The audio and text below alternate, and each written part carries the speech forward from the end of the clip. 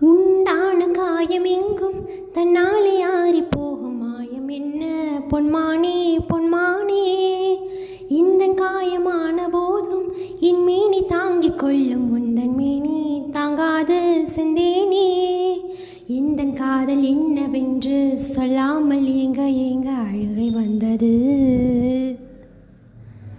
எந்த சோகம் உன்னை தாக்கும் என்றெண்ணம் வந்தபோது அழுகை நின்றது. மனிதர் உணர்ந்து கொள்ள இது மனித காதல் அல்ல, அதையும் தாண்டி புனிதமானது.